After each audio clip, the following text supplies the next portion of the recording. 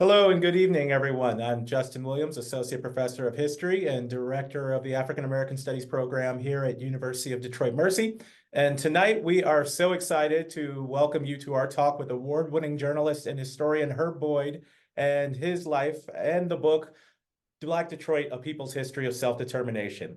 We're really excited for tonight's conversation, and we encourage you to send us your questions for Professor Boyd in the chat. And we'll try our best to include all of them as time permits towards the end of the talk. But before we get started, we have some welcoming words from our amazing fearless leader, Jacqueline Barichka, Dean of the College of Liberal Arts and Education. Thank you so much, Justin. Welcome. I am Jacqueline Barichka, and I am Dean of the College of Liberal Arts and Education here at the University of Detroit Mercy. On behalf of the college and the University of Detroit Mercy, I am thrilled to welcome all of you here this evening and to welcome our esteemed guest, Professor Herb Boyd, here this evening. Tonight's event is hosted by the African American Studies program that is directed by Justin Williams, Associate Professor of History here in the college. Thank you to Professor Williams for bringing this important event to our community. We like to say here that the University of Detroit Mercy is the only university with Detroit in its name. Yet our commitment to the city is more than having its name as part of ours. The university stayed in Detroit, located at Livernois and McNichols, throughout the 1960s and 70s, when many left for the suburbs. We stayed during the economic downturns and the recessions marking the succeeding decades. Instead of leaving, we remained with Detroit's hallmark, grit and resilience. Our university's history is part of Detroit's history. Having Professor Boyd here this evening to speak about his award-winning book, Black Detroit, A People's History of Self-Determination, is a homecoming of sorts as we welcome a Detroiter back to our Detroit Mercy community. We're so glad to have you here, Professor Boyd. In Black Detroit, Professor Boyd not only moves African Americans from the margins to the center of the city's story, he tells the city's story through the lived experiences of African Americans, a particularly powerful move as he focuses on the period from the 1930s to the 1970s when Detroit became a Black majority city, which it remains today. This history shared by Professor Boyd bridges our past to understand our present and to see our futures. As Professor Boyd has written, throughout the history of Detroit, no matter the political strife, economic despair, and racial oppression, Black Detroiters have been steadfast in their resolve and optimism about the future. This captures the spirit of our city as we embrace another period of rejuvenation, marked by the completion of the Detroit Riverfront Conservancy Project, greenways throughout the city, and the revitalization here in our Live 6 neighborhood, with new Black-owned stores and restaurants opening up along Livernois on a regular basis. Such embrace of Detroit's history as African American history is vital for our city and our nation, at a time when states across the country are banning the teaching of race. This evening's event stands in opposition to such efforts that close down rather than open up the opportunity to engage and recognize a key principle embraced in the College of Liberal Arts and Education, that diversity is indeed our strength. In that spirit, I offer our deepest welcome to Professor Boyd and all those who have joined us this evening. Thank you. Thank you so much for those welcoming words, Dean Barichka, and also want to thank you for your steadfast leadership and amazing support for the African American Studies program here at University of Detroit Mercy.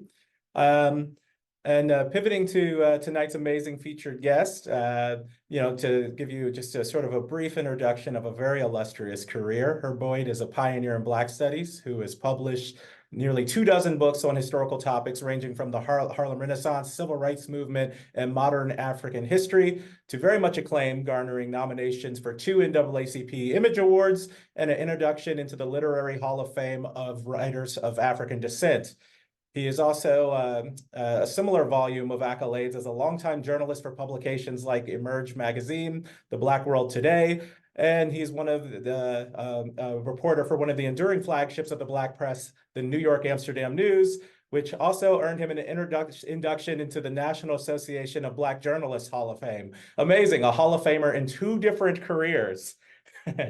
But tonight we're here to talk to Herb Boyd, the Detroiter, about one of his most acclaimed books, Black Detroit People's History of Self-Determination, which was a finalist for an NAACP Image Award and a Michigan Notable Books honoree. And it also earned him the New York Times headline proclaiming him Detroit's official griot, the West African tradition of historians tasked with the preservation of genealogies, historical narratives, and oral traditions of their people.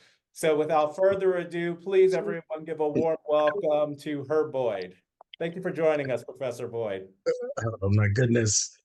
Well, I think what I'm going to do is, first of all, take you and Jocelyn on the road with me. I mean, that's a tremendous introduction. I wish it could be a blurb on the book. You captured the essence of that, I think, very well. And getting this invitation, the first thing that hit my mind, Justin, was this a meeting on 6 Mile Road? Right.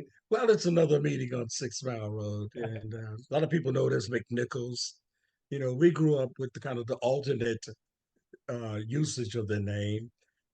Like we do here in Harlem, they talk about 7th, 8th Avenue or boulevards, but then it's Malcolm X and then it's Martin Luther King or Adam Clayton Powell. So you have to get used to the names and everything. But McNichols or 6 Mile, what difference does it make? Detroit College. Detroit has a college there with its name in it. That's I never thought about it like that. That's interesting. Yeah, absolutely. And yeah, I mean, just sort of speaking of like for the people that aren't familiar, with your long history in Detroit, when did you come to Detroit and which parts did you grow up in? Excuse me, I missed that, Justin. Oh yeah, so just giving people a sense of your long history with the city of Detroit. When did you move to the city, and which parts did you grow up in? Well, you're talking about going back to the kind of the second migration. Hmm. You know, a lot of people miss including Detroit. In terms of the whole 1920s and the rush out of the South and into the various regions of the North. But Detroit was pivotal in that. In fact, you can take it back even further, as you probably know, Justin. We can take it all the way back to the slave period. Again, many people are not aware that there was slavery in Detroit. It certainly was. And that's why you had a number of anti slavery societies. And let me apologize, first of all, for this voice. This is not my regular voice. This is what you call a sinusitis. This is what you call an allergenic voice. I've been hit by a gang of allergies. The pollen outside of my window is principally responsible for that.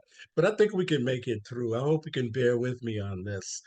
But anyway, Justin, you can take it all the way back. The Detroit's history, they talk about 1701, starting it in the 18th century, but it picks up in a real sense the multitude, the momentum, with the arrival of all these people coming from other parts of the country. Many of the Black Americans we know in Detroit came probably mostly the nearabouts of the city without going too far. Later on, it would be a deeper penetration.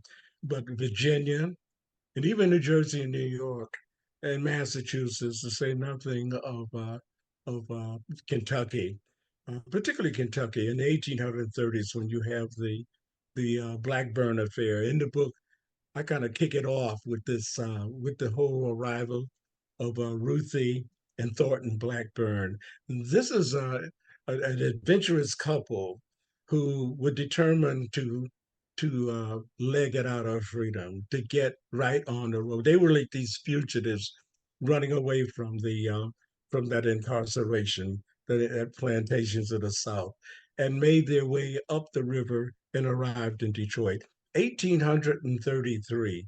So I think that's a pretty good place for us to start, although there's 130, 150 years of history before that, obviously. But 1833 is when I really kick it off, because what happens there with that particular incident is going to be replicated almost each generation. In fact, almost like every 20 years, you'll have a replica of that encounter and what happened with them and the kind of resistance that was put up. We talked about the anti-slavery, the abolitionists of that time. Well, African Americans were prominent. I mean, they talk about the abolitionist movement across this country. Usually they forget that the Underground Railroad had a terminus in Detroit. And once these fugitives, these blues people, as Amiri Baraka called them, when they made their way into the environs of Detroit, they discovered sometimes they had to go a little bit further. It was not exactly the promised land. And many of them got on boats and went across the Detroit River into Windsor, on up into Amherstburg, and what we know as 401, they could take it all the way up to Chatham.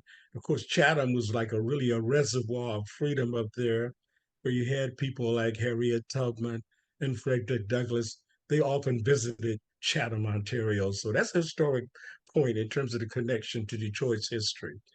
But anyway, when you go back to the 1830s with the Blackburn affair, these are two runaways who arrive in Detroit, but they're in pursuit, because these bounty hunters at that time were always in pursuit of these runaways, because they recognized that it was a certain kind of reward if they captured them, got them back to their owner. But they could not catch up with the smooths, the kind of very furtive and the intelligent movements of the Blackburns.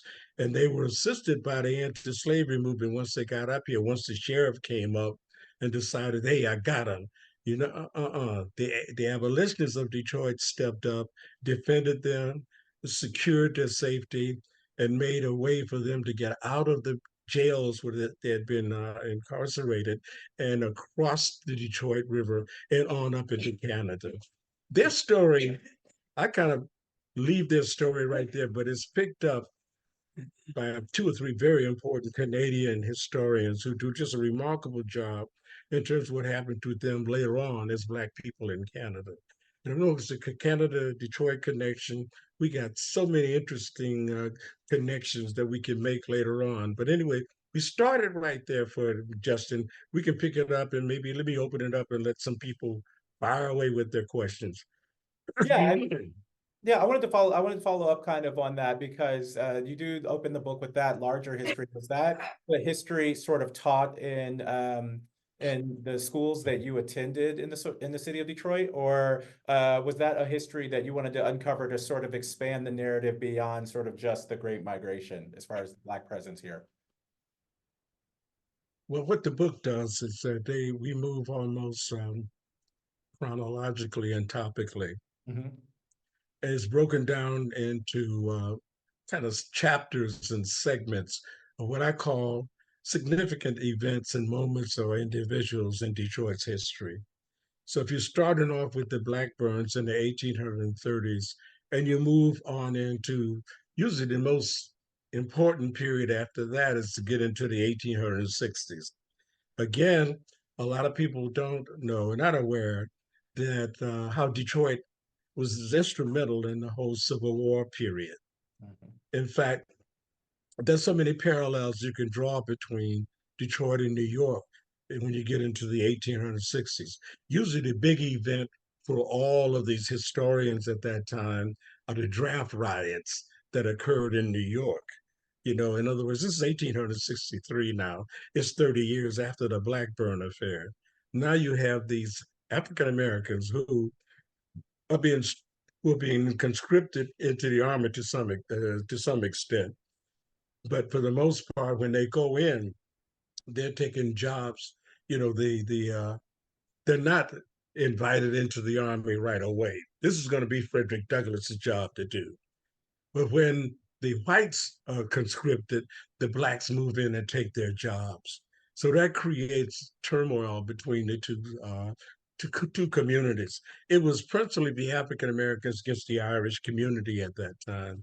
So you had an outbreak of outrage there in which they're still trying to determine how many people were killed during that uprising. But we know the majority of them were African Americans. We know the Black orphanage at that time was destroyed. So at the same time, you had this kind of conflict in New York. You had a similar kind of disturbance in Detroit. They had the same kind of ongoing affair in terms of how you're going to deal with this here Civil War. Fortunately, the African Americans were able to pull themselves together in units. These regiments were assigned and went down to the South, mostly into the Carolinas, and became very instrumental in major conflict there. So again, you have talk about Detroit involved in the Civil War, to say nothing about the consequences following that. If you call 1880s, 1890s, again, Detroit is pivotal in terms of the development of certain kind of cultural formations, as we'll see like in Chicago, Detroit, Philadelphia, and Washington, D.C. Detroit is right in the mix on that. And looking at some of the emerging people, like the Plain Dealer is a newspaper that comes into existence. Always when I do my research and my lectures, it's almost an automatic reflex of mine intuitively to move into the journalism, into looking at the newspapers, because that's the disseminator of information that we depended on for all these many years before these social platforms, social media came into existence. It was the newspapers. It's good to see some of the newspapers are moving very, very, I think, productively and progressively into this here new technology.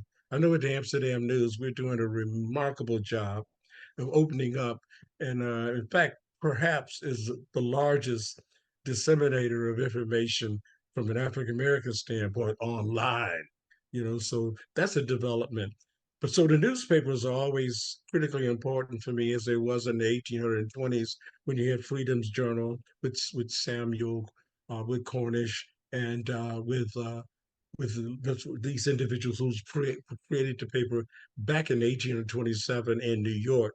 Well, we had the Plain Dealer and a few other papers, with the family, the Pelham family.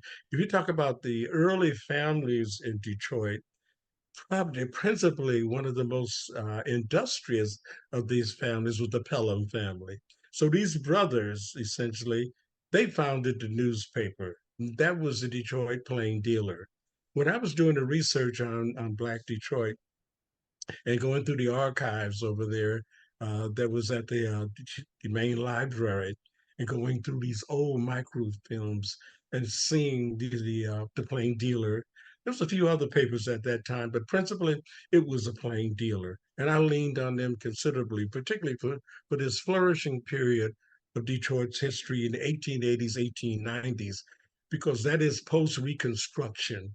You're coming out of this Reconstruction period, which of course, again, you can't ignore Detroit in that particular development. Certainly with the arrival of these people who now have opportunities to get outside, to drop the hoe in the plow and get on the road. And Detroit was always an attraction going all the way back. So by the 1890s, into the dawn of the 20th century, that's when we pick up again in Black Detroit. We begin to look at development of the city, and of course, you can't ignore what's going to be happening in the next decade or so with the whole arrival of the Ford Motor Company and in the role of Detroit workers at the point of production. So that's going to consume that 20-year period from the dawn of the 20th century right into the 1920s. And it's a very dynamic period too, because along with these economic political developments, you all have these cultural manifestations that are taking place, individuals who will be important in looking at our history. We talk about the church, for example, and the Second Baptist Church. I mean, Robert Bradley, these individuals who were real pioneers and pace setters. And of course, later on, Bradley would have this association with Henry Ford and facilitate Black workers arriving there, although the jobs were not the easiest jobs to have. Matter of fact, we were always given the roughest, the hardest jobs to do with the least pay. But coming out of the plantation, my goodness, I don't think you can beat that. Slavery was one thing. So have an opportunity to kind of break away and get on these assembly lines in Detroit at that time. So the 1920s is a very, very vital period. And because you have the arrival of two or three significant individuals at that time, one being Elijah Muhammad.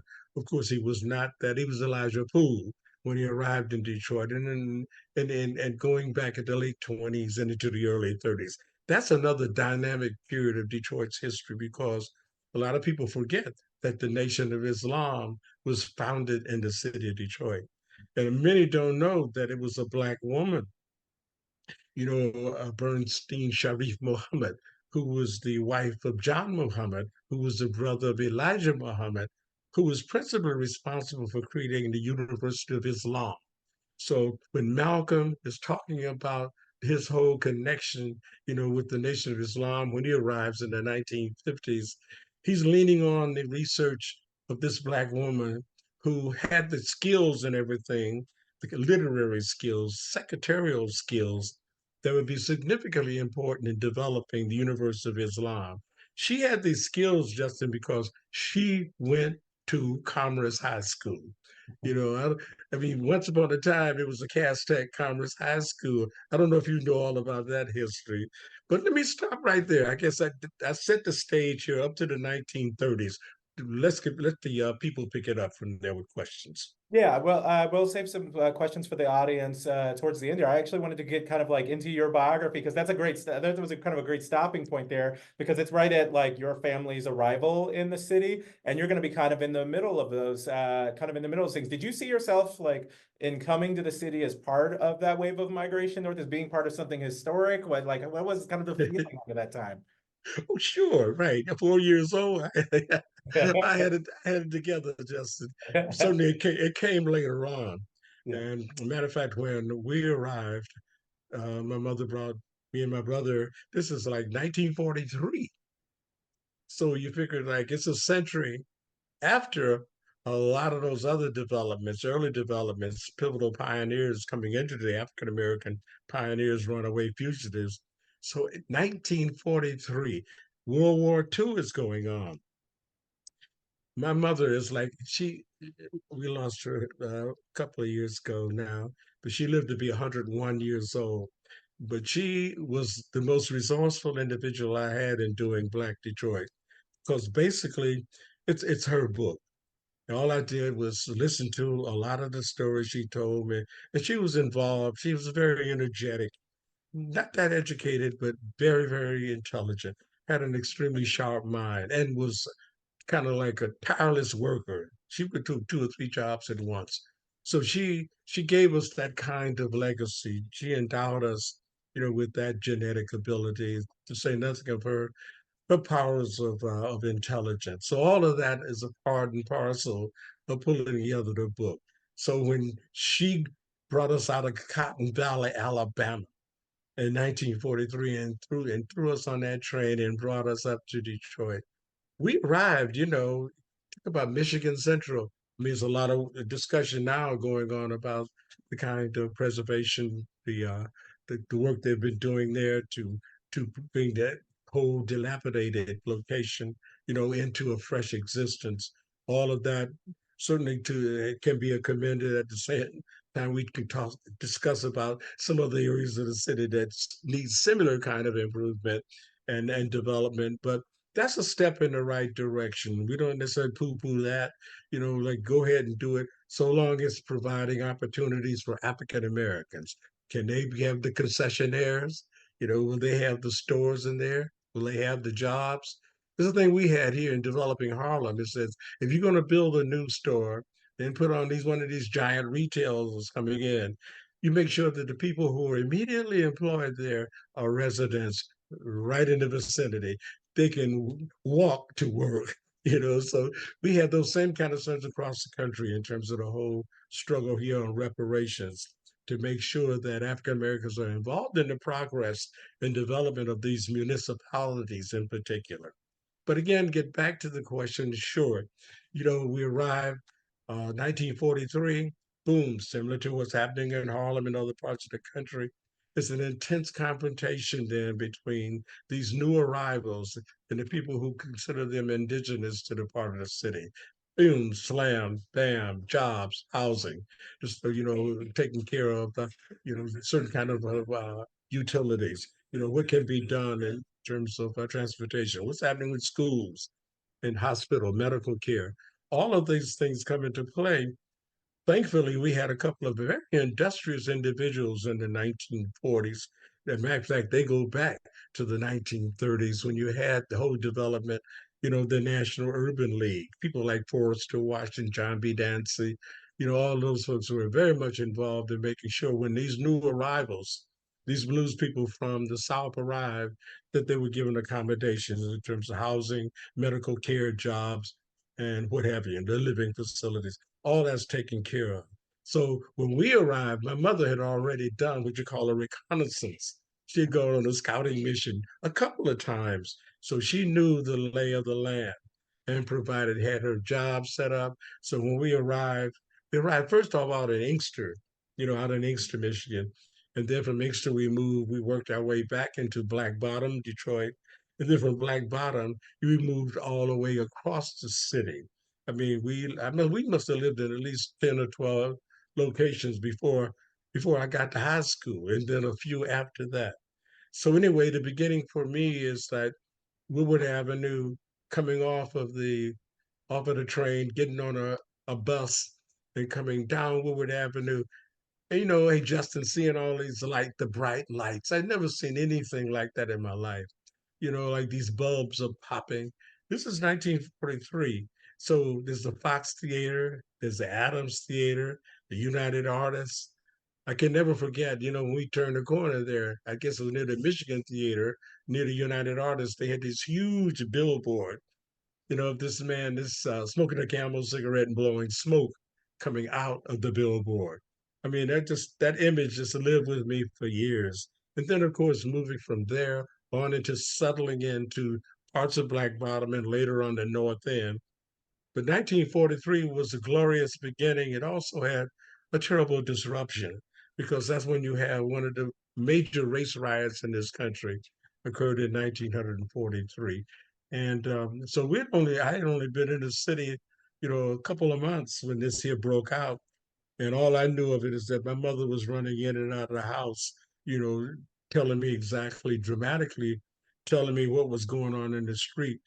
But the last scene that she saw, she didn't go back out anymore because she saw a man where I guess the National Guard had come in by there and they shot this black man in half who were coming out of a pawn shop, either a cleaner's or a pawn shop on the corner of Holbrook and Russell Street with a bundle of clothes. After she saw that incident, Justin, that was it. She got back in the house, she and her girlfriend, they didn't go back out anymore because it was just like very, very dangerous to be in the street at that time.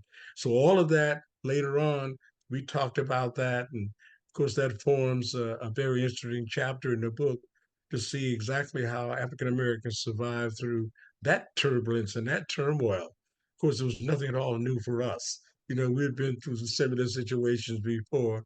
So, hey, get ready. It was in the South, it was in the East and the West, it's going to be in the North.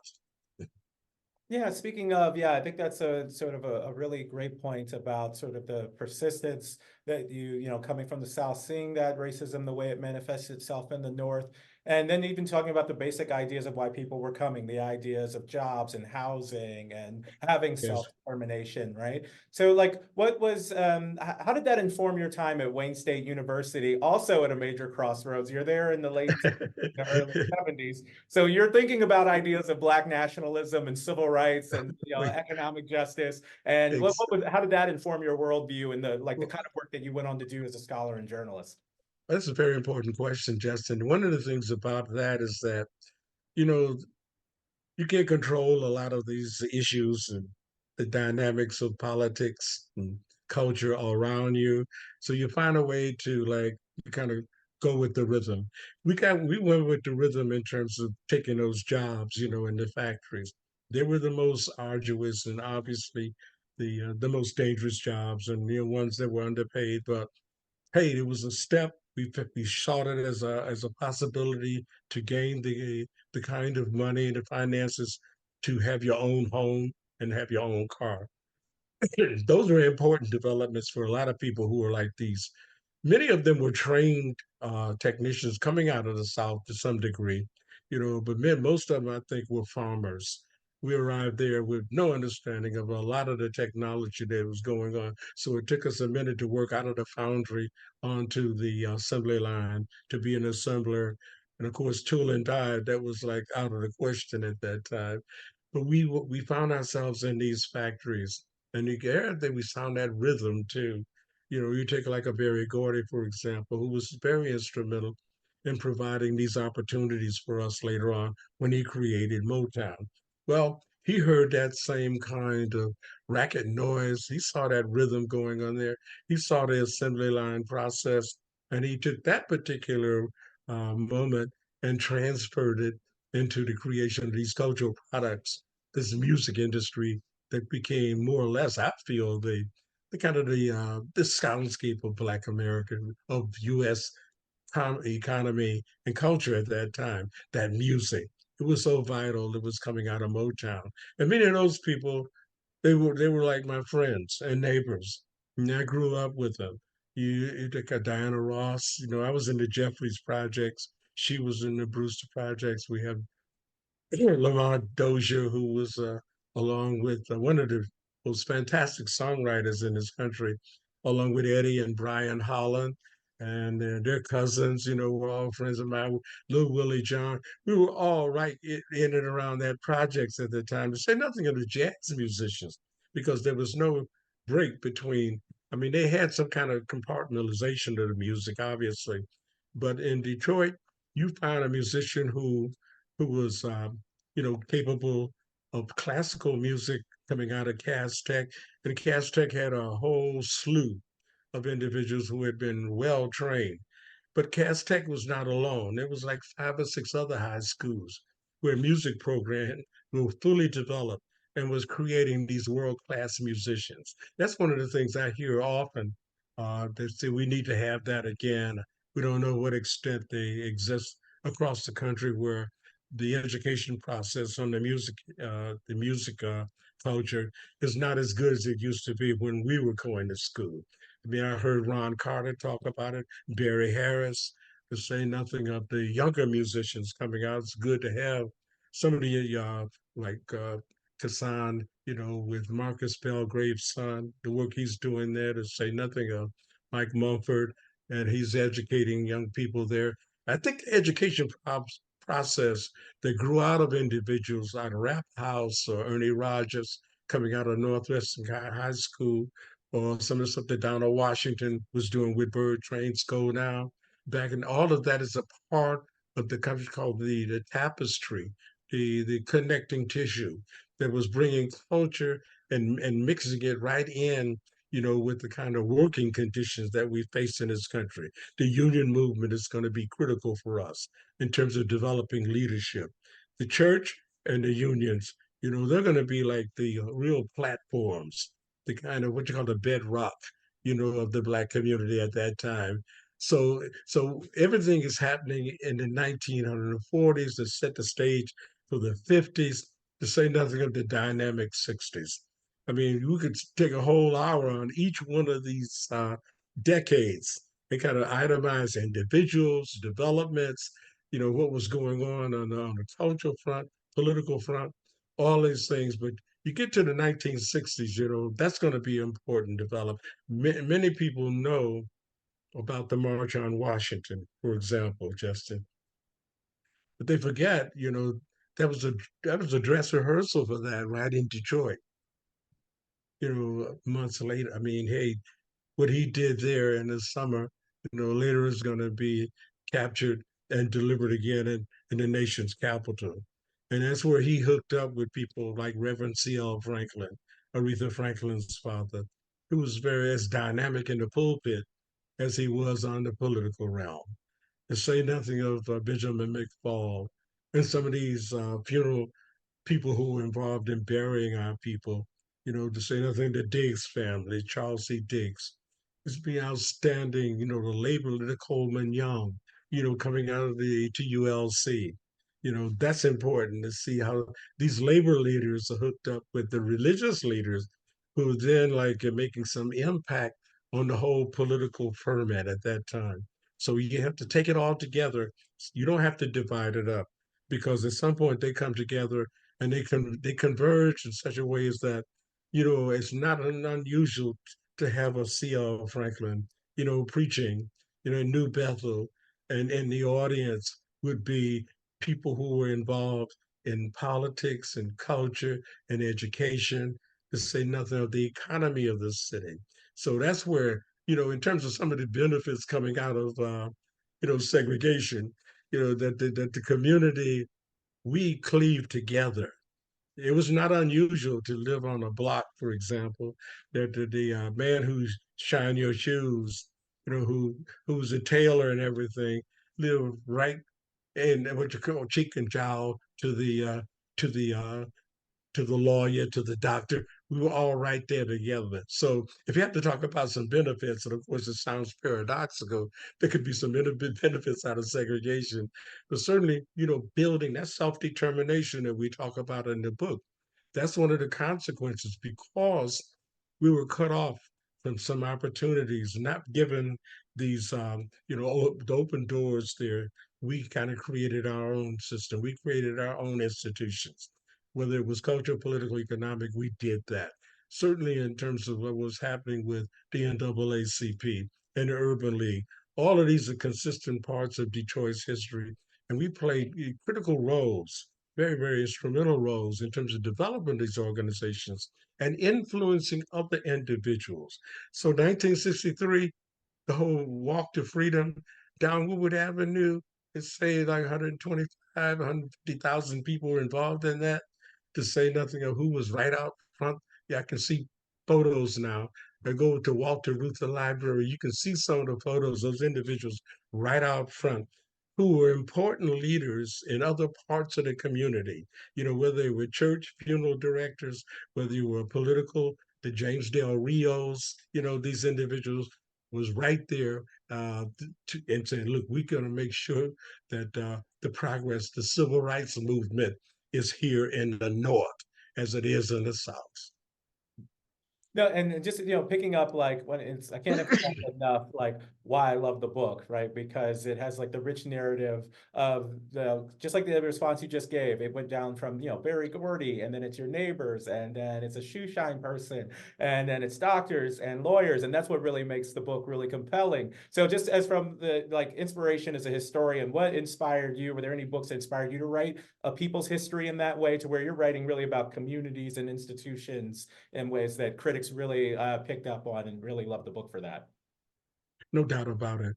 And it's, you're trying to tell their story. Mhm. It's not easy to do from generation to generation. One of the things that helped me was since I grew up in the city, I knew where all of the bodies were buried. I knew exactly, where the stories were. It's just, the hardest choice I had, Justin, is which one you're going to choose, to tell that particular segment of Detroit's history, whether it's the labor history. Well, some of those that stand out are pretty obvious. You don't have to struggle too hard on that. Although it's a whole cadre, it's a whole army of those individuals too. You have to select from. You say from education. Well, if you go back over the years, like a Fannie Richards, going all the way back to the early parts of Detroit's history, where African Americans are very pivotal in the educational process. Right on down to looking in the 19, look at some of the librarians that came along at that time who were very important. The teachers. I went to 4 or 5 schools in and around the North End where we had opportunities like Moore School for Boys, and which of course they had another side that was not for the bad boys, but for the good boys. and that's where we were. And that's over on Cameron. It no longer exists. It may exist. Don't let me dismiss that, because that's an important part of my development. Going to a school like that and having teachers who began to teach me about, the poetry of this country. I never heard of a Joyce Kilmer before, but suddenly you're in a classroom where this teacher is just absolutely excited, making sure that you understand, something about American literature. I think that's where I really got turned on to becoming a writer, is hearing some of the beautiful poetry at that time. Of course, Langston Hughes was one that was brought into our classrooms, but it was like some of the other writers that you didn't have an opportunity to study otherwise, that these teachers were very instrumental in making sure we understood that, and not only in the literary sense, but what was happening in terms of a historical standpoint. Who was W.E.B. Du Bois? Who was Carter Woodson? Who was George Washington Carver? These kind of individuals were introduced to us. So you're coming out of that time. So when I got to Wayne State University in the um, in the early 60s, 1965. In fact, I arrived there almost coincidentally in terms of I really had a dream to get to New York after I did 2 years in the Army, was to get back to New York where I'd lived previously, to hook up with Malcolm X. And that's a very interesting development. You pick up Malcolm X's story. When he comes out of the penitentiary in the 1950s, he had three options in terms of where he could go. He could go off to Roxbury to Boston with his sister Ella, half sister Ella Collins, or he could go back to Harlem, where he had this here connection, with the Harlem community, but particularly the nightclubs and the what have you. And then, of course, he could go to Michigan because that's where his family was. And that's one of the important things about Malcolm's life. You can't ignore the significant role that his family played in his political and ideological development. His family was there. Sometimes that's missing in some of the stories they tell about his evolution. But you cannot ignore his sisters and brothers who were there to make sure that he understood, for example, the Nation of Islam. And that's another pivotal step in his development and even beyond, because Malcolm was like this, he was so energetic, he was so involved. And that was my dream, was like to come out of the service. I tried to connect up with him while I was in the service. That was unsuccessful. So when I got back to Detroit, I said, I worked at the factories. I worked at Dodge Main just long enough to get me some money so I can get to New York. By the time I had that saved up, a bus ticket and everything, then Malcolm was taken from us. He was gunned down February 21st, 1965. So instead of trying to make it to the funeral and everything, I said, I'm going to direct my life in a way that Malcolm always talked about the significance, the importance of education. Well, by that time, I had not gone to college. I went out of high school and went straight to work. Like the majority of young black men at that time. Get you a car and and go ahead and cruise around Detroit. But anyway, coming back, and with Malcolm gone, the only option I felt for me was to get down to the university. 26 years old, Justin. Some of you young men now have already finished the degrees and gone on, and I'm just getting there. But it was an opportunity because I was older than most of the students, 18, 19, they haven't been anywhere. I traveled all over, I read everything, and I got there just in time as the whole revolution was taking place in the whole academy, the whole arrival emergence of Black studies. I arrived there with a lot of enlightened young people who just kind of like by default, because I had traveled and done all these different things and kind of excelled in the classroom. They said, "Well, boom, by default you become like the leader." But all I had in my mind was Malcolm. And once I got in there, that's 1965. The autobiography of Malcolm X came out in 1965. I had an opportunity to teach a class at Monteith College, which no longer exists now. I think the Irvin Reed Honors College and stuff like that exists there at Wayne State University. but they had a program just in which students could develop their own curriculum. My thing was like, and teach their own course if they pull together a decent kind of a process of doing that. So I developed a whole study of Malcolm X based on his book in 1965. This is 1967 because Detroit erupted as it did in 1943. It was a different kind of eruption because back then we called it a race riot. Essentially, that's what it was. It was black against white. But by 1967, it was a different kind. It was, I call it a rebellion. Many of my colleagues and friends agree that was less to do with any kind of race conflict than a kind of general disgust with what was going on with the safety measures, police brutality, those kind of things. We're concerned about like our safety in this city and all of the treatment and the economic inequalities that exist at that time. So it had less, it was a fight against the system. It was an outrage against the system and not so much like black against white. So that the university is caught in the middle of this. Wayne State University, it was right in the heart of Detroit, but is not having the kind of black student population there that we desire. So we created again our organization association of black students. Some of those individuals remain close to me over the years. I mean, even hearing about this event, one of my good friends, my dearest and oldest friend, got in touch with me. He says, "Herb, I hear you're going to be at Detroit University." I say, "Oh my goodness." And then you hit me right behind that, Justin, in terms of reminding me about this particular moment. So Ron Lockett and Reggie Carter, and of course the almost like my brother is Dan Aldrich, Reverend Dan Aldrich there. We were all united back at that period. And we joined up with a lot of other thinkers and activists, the Lonnie Peaks, the Kim Cockrells, all those all of it came at the same time. Can you imagine the kind of energy that we had at that time in terms of taking over the university? The university was trembling. We held them hostage. They realized that we didn't want the continuation of this disruption. So we give you anything you want.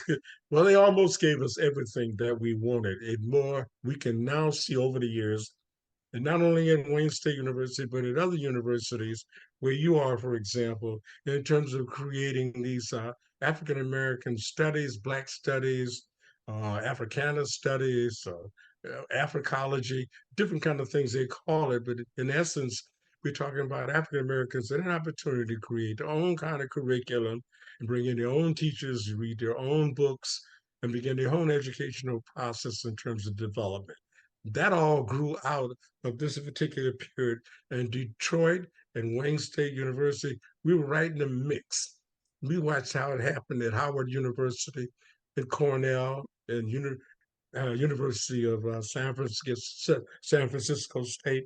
All of these different institutions were, boom, in uproar. And then you had all these political formations that was coming together. Detroit, we used to say at one point, and I'll make this point here, Justin, is that you could not find a major ensemble, orchestra, or band in the jazz realm that did not have a Detroit musician in it across the board, you know, and without argument, it's there. The same thing can be said about political formations. Wayne State University, for example, was kind of a hotbed of political activism over the years, black and white. So we go back, for example, I was just talking to some people the other day about Uhuru, which was one of the organizations right there at Wayne State University, going back to the 1963 period protesting about the whole Olympics things that was going on. And Detroit, bringing the Olympics to Detroit, so people like, hey, before you bring some Olympics here, you need to get some things together here in the city first. So that was a concern that many of the activists later, who some became my students in the classroom, because after 1967, I started teaching at Wayne State University, and I taught there, for 10 years. In that 10-year period, I was able to inculcate a lot of the stuff that Malcolm had given me because Black nationalism was always the basis of a lot of that. but it extended into other spheres, so it was nice to have that opportunity, to commingle with those students at that time. They taught me far more than I taught them. But I was willingly with them, right on the front line with them. And so when we was doing the Black Detroit book, I was like really recounting a lot of those memories and consulting with a lot of those individuals, to say nothing of a mother who seemed to be almost omnipresent. No matter what jumped up, she was there. She was right in the middle of the 1943 riot. In 1967, she was right out there involved at Cobo Hall when Dr. King came to speak there. When Obama was elected president, she was right there. She was like I would call her up to get the latest news in Detroit so I could put in my articles. So she was like my informant. And to say nothing of several other individuals that I continue to maintain solid relationships. And that's important as you move through life. You make these connections with individuals, you find the ones who are absolutely resourceful, who can help you along spiritually, help you along intellectually, and certainly from the standpoint of your politics and your outlook. So I've been fortunate to have like a whole coterie, these cohort around me who keep me informed and keep me on the right path. And so the opportunity like this to come back to Detroit, I don't know. I'm so excited about it. I can't find the right words for it, Justin, but you understand what I mean by coming back to a city that gave you so much. Half my life has has been in Detroit, the other half here in Harlem. And one of these days, I'm gonna bring these two things together. You talk about Black Detroit. Hey, Black Harlem is coming. Well, I'd like to say thank you for the work that you did in really sort of establishing that, helping establish that first wave of Black Studies departments and programs. I mean, it's just like such incredible historical work. And we now, in this current context where those things are sort of increasingly under sort of public attack, we see like why they're remain incredibly important. I wanted to kind of pivot, I guess, going into that period that you talked about, sort of post-civil rights movement of kind of Detroit, like other urban areas, is going to be experiencing sort of like this dichotomy where you have the realization of Black political power that you didn't see in previous decades, but it's going to come at a time where it's going to be like times of economic difficulty in urban centers. And you talk about this a lot in the book. So what's kind of your assessment of the way Black political leadership as it evolved in Detroit had to deal with these problems, as they sort of manifested themselves? That's a pretty big recipe there. That's a huge endeavor. And to connect the dots on that one again, you could do it in by decades and see how it manifested and took shape in one decade. I think one of the important things about Black Detroiters is that we were like over Sankofa. We had an idea of like we look back and we look forward, kind of like past is prologue. We had that kind of intuition, that kind of feeling as we develop things, even with the individuals around me and as we developed Black Studies at Wayne State University. They had a similar kind of vision.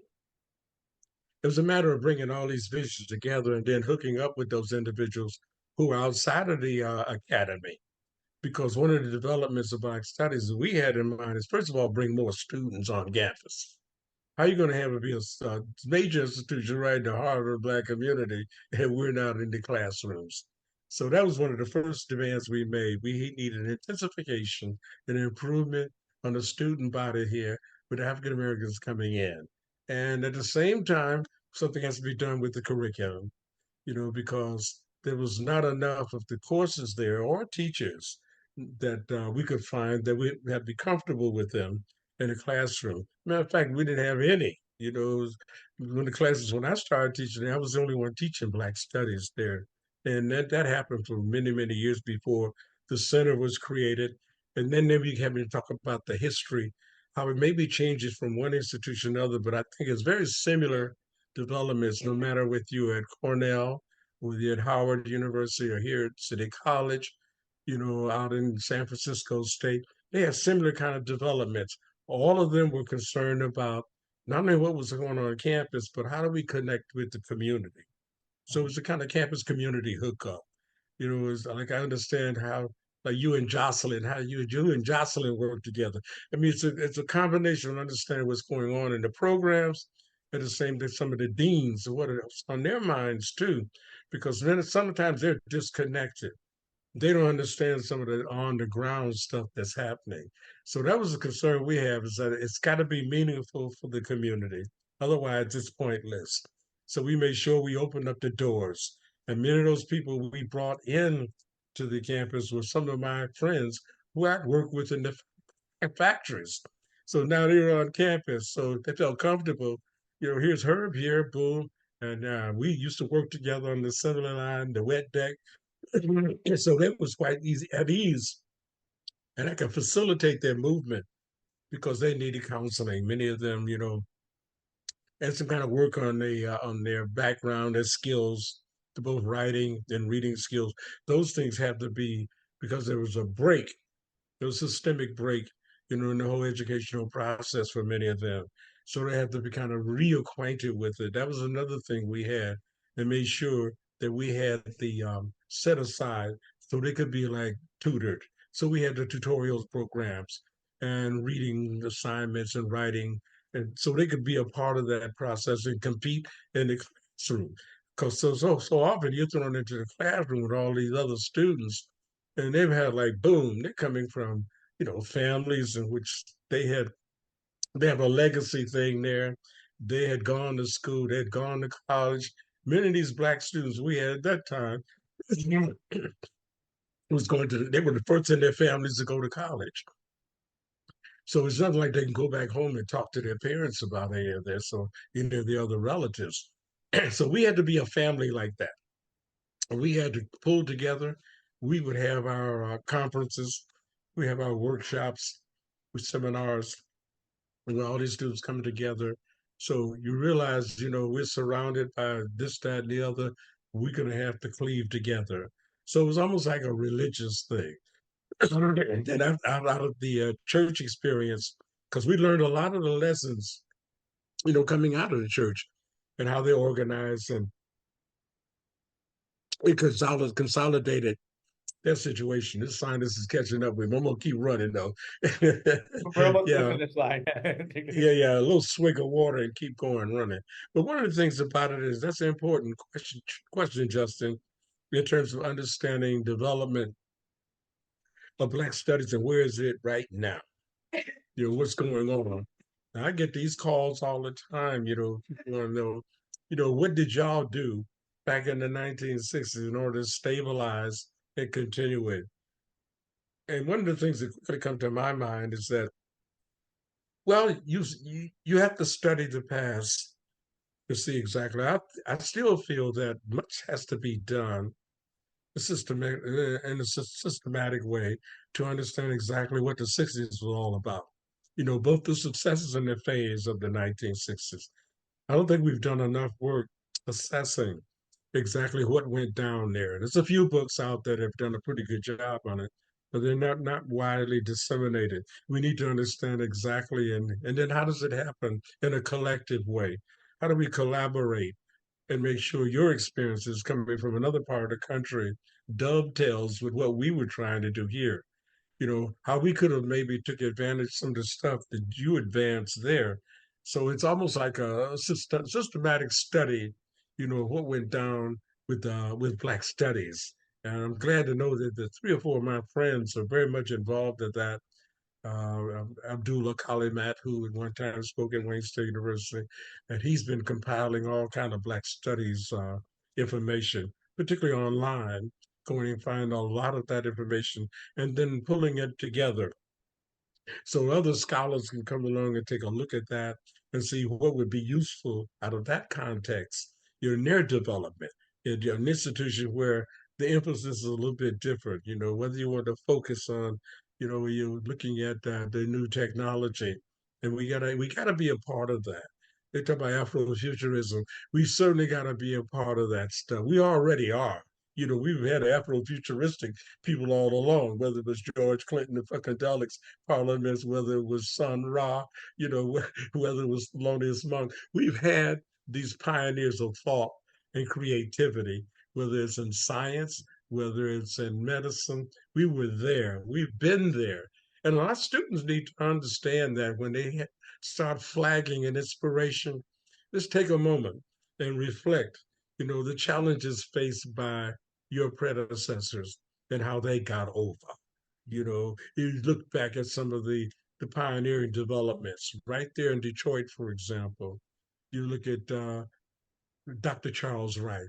I mean, if I had some of the individuals I could select out of history who were instrumental in my life, it would be Dr. Charles Wright. Having the opportunity to work with him, of course, his connection with Paul Robeson. So it kind of ramifies, Paul Robeson Jr. Then he comes into my life.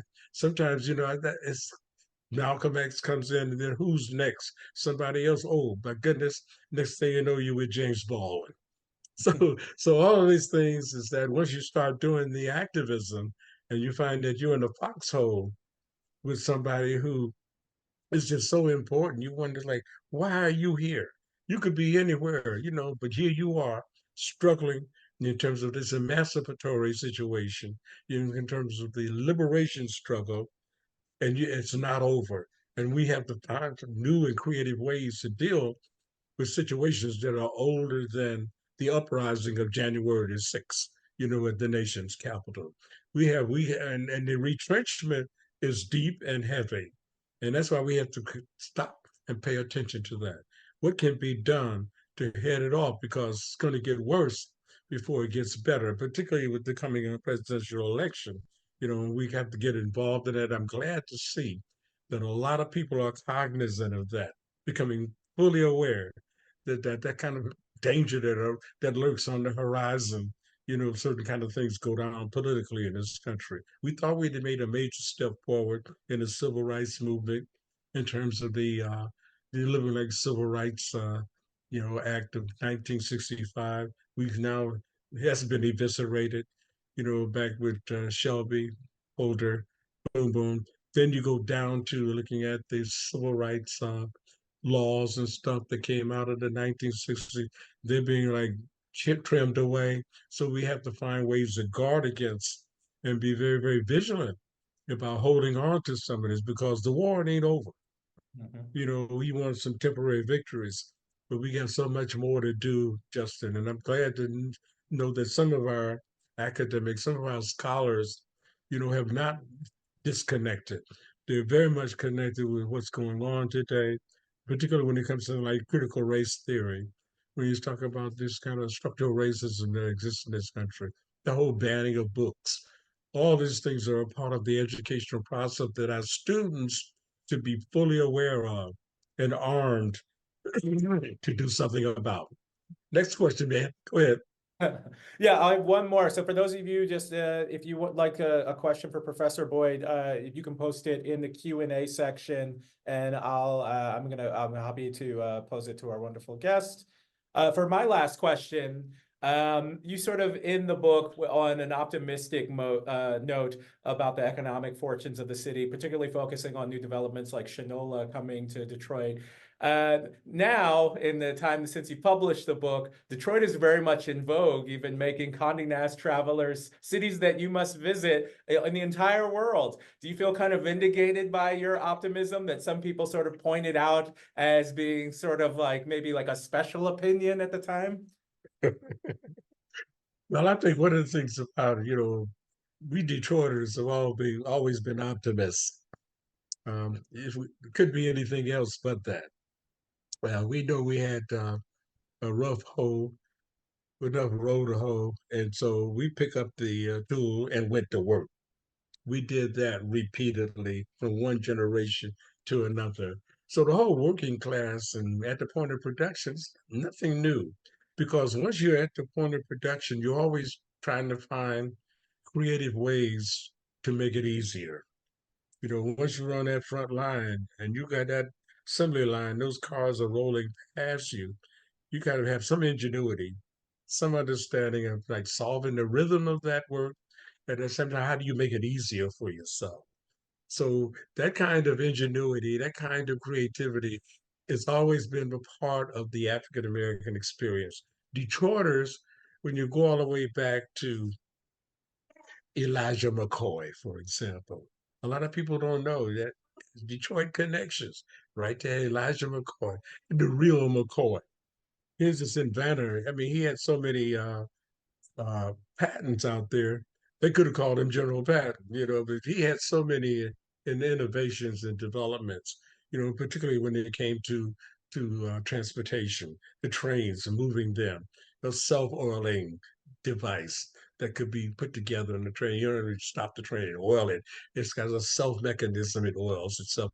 I mean, that's the kind of thinking that goes in, going all the way back, to the 1840s, 1850s, right on down to the workers at the Ford Motor Company, to say nothing, at Chrysler Packard, where my mother was working over at the electronics, in Highland Park, to say nothing of what was going on in Manchester, out there in Manchester with that particular factory. So we've been at the point of production. When you work at the point of production, you're always going to be thinking, how can I make this job easier? That's why you can have like you know, an inventor, begin to think about that process. Garrett Morgan, right there in terms of the whole lighting system. What happens up here with Lewis Latimer, working with Thomas Edison. There's a whole gallery of inventors that we need to know about, even as we move into beyond the space age. Individuals who are right now connected in this whole way. I'm in Chat GPT. I'm an artificial intelligence. You know, One of the things about it that we got to be in the mix. Sometimes if you're not in the pool, you can't be selected. So we got to be in the pool in terms of being those opportunities, jump on those things and make sure that, and we always have been, and we don't get the kind of significance and recognition.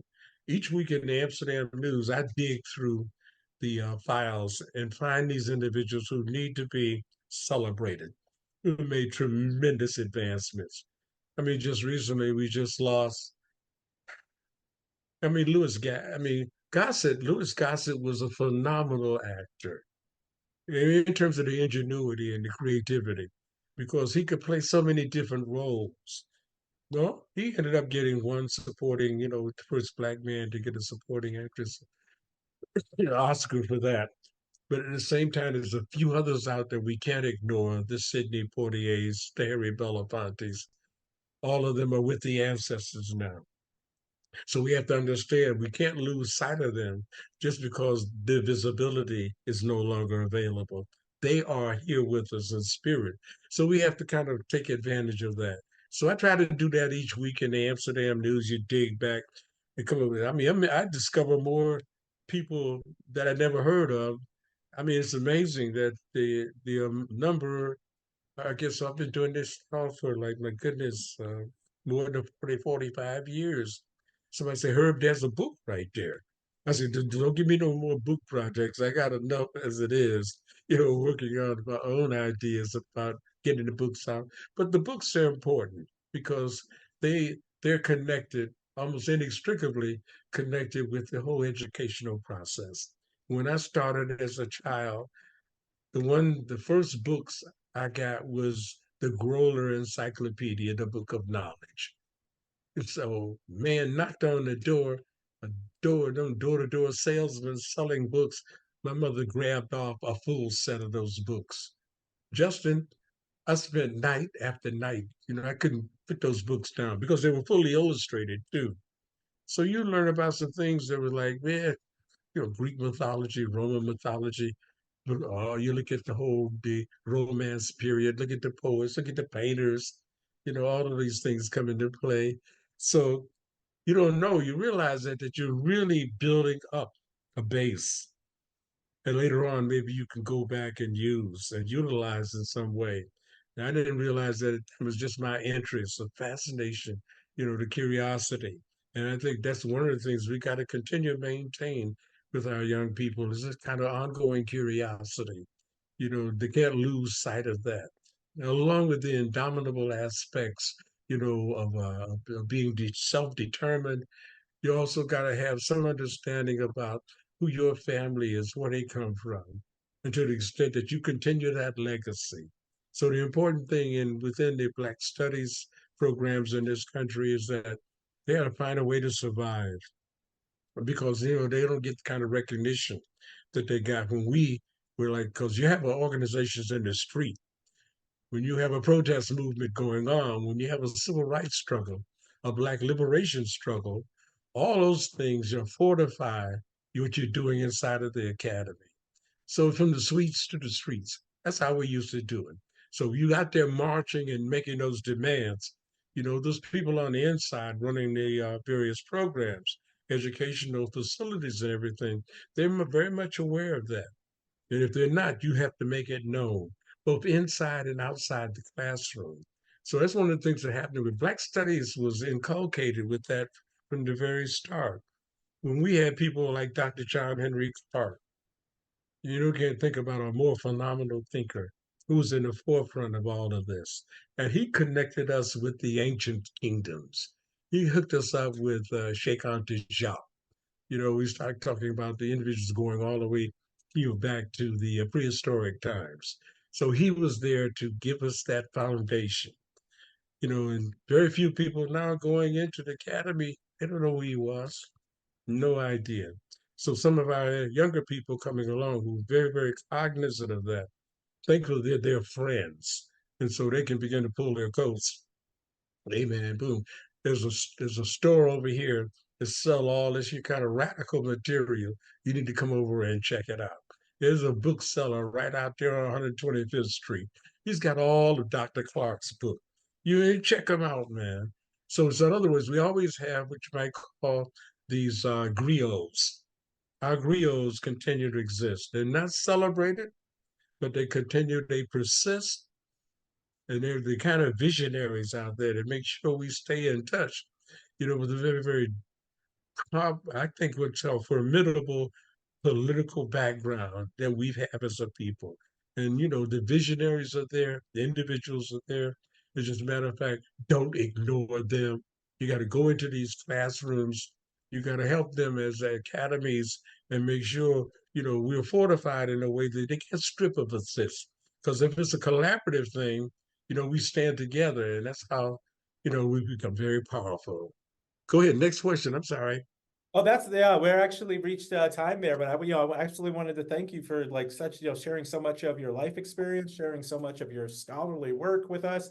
And for those of you watching, I wanted to thank you for attending in Detroit or around the country, and definitely pick up a copy of Black Detroit. You just got very much a great sample of the type of breadth and depth that you're going to get in that book. As someone who is new to the city, it was such an amazing, amazing read that helped me get to know things very quickly. I believe our dean actually has a question for you, Oh, Professor. thank you. Hey, Jocelyn. So I was actually trying to clap and show my deep appreciation for everything that you shared, and I hit the wrong button. But what I just would say is that as you were talking about Wayne State University, both of my parents went to Wayne State. My father was an archivist at the Walter Reuther Archive. He was a labor historian before he passed away this past fall. And they would tell me the stories. They both were at Wayne State in 1967. And they would talk to me about it and describe it to me. And so I've always been fascinated. And I wanted to just thank you for what you shared here tonight about that part of the history, and also the significance of programs like African American Studies programs. I think it is so crucial. It's always crucial. Oh, I'm beautiful. feeling the intensity of that moment right now in our political history, and how significant it is for us to have had those programs, for you to share the story of what it was like to establish them. And so thank you so much. I feel like I got to step back into that moment from a different perspective than that of my parents, and yet it resonated. I was feeling it. So thank you so much. Jocelyn, you raised a good point then in terms of your parents at Wayne State University. 1967, before I came on the air this evening, I got a call from Reverend Aldrich, from Dan Aldrich, who's been with me over the years. And he told me, say, Herb, John Sinclair is dead. And we start talking about African American experience, but there's been very few white men, white women that were so involved in our struggle as John and Lenny Sinclair. They were close to me. When I arrived at Wayne State University, they had the artist workshop right over at John C. Lodge. And they were involved in bringing all of these iconoclastic, I would say, nonconformist, artists and musicians who many of us were at Monteith College anyway. So we had found a nest. But then the writers' workshop was a thing off campus, and we would go there, and there we run into all of these great musicians. I remember Marion Brown came in through there. Later on when we put together the Strata Concert Gallery, there's a whole nother history, though, Justin, in terms of understanding music history development there, particularly in the jazz community. But certainly, losing John, there's a picture in Black Detroit in the photo gallery where I'm standing with four other men. And I think all of them are gone now. I'm not sure where George Cushingberry is at this point, but with John is in the back of me. And of course, to the right, we have like where John Conyers was just so close to me over the years. And he was a promising musician at one time, but he put it aside, went to law school, and became this important political leader. In terms, you can't talk about reparations in this country without talking about John Conyers with HR 40. He introduced that year after year after year, and it's finally beginning to bear fruit, from one city to another. You see what's happening out in California, in Evanston, Illinois. And it's right here in New York City. We're making some moves on that. That's John Conyers. That's the kind of vision that he had, the kind of individual he was. And of course, the two Johns are gone. John Sinclair and what he did in trying to create organizations, cultural organizations in that city, to say nothing of newspapers, because I wrote for two of his papers at that time, the Detroit Sun and Arbor Sun. And later on, when we created the Metro Times, Lenny was with me, his former wife at that time, and a few other writers that are still around in Detroit were a part of that movement. Again, the connection between the literary community, the artistic community, and the political community. We made sure that happened, and John was pivotal for that. So we remember him for all of the creativity, devotion that he gave to the African American struggle. It was not too many. I used to kid him all the time of being a kind of John Brown of his age, but he said he dismissed all of that and said, "No, man, it's just about doing the right thing." And if you can't hear the music, there's something wrong with you. He loved the music. He loved the poetry. He was an outstanding poet, outstanding writer. I mean, I spent many a nights with him banging away on the typewriter. He just grab up, join, let's go, man. And he would write all night long. He was that kind of individual. So I don't know where Lenny is, where Sonny and Celia, his daughters are at this point, but they must know that my heart go out with this particular loss. And last time I saw John, he came by the one of the book signings I had at the Institute of the Arts. He was in a wheelchair at that time. I tried. I went through Holland, through Amsterdam, a few years ago, trying to find him. I knew he lived, in Amsterdam, and I went looking for him. When I went to the place where he shop where he hung out, they told me he's off somewhere in Germany. So I missed him there. But now with him gone, I guess I'm going to miss him even in a deeper sense because I won't have these opportunities, these experiences, share these moments. I would love to be sitting on the stage with John and us going back and forth of what was going down in Detroit in 1966, 67, 68, 69, because he was right in the mix and I was running shotgun with him. My goodness, gang! I guess I'm gonna have to gang out of here. Yeah, absolutely. We give you a chance to get some water, and thank you so much Thank you. for powering through with your allergies and everything. And thank you so much for everyone for attending. Have a good night, and look us up on social media. Follow us on Instagram and Facebook. We'll have more events like this in the future. Good evening, everyone.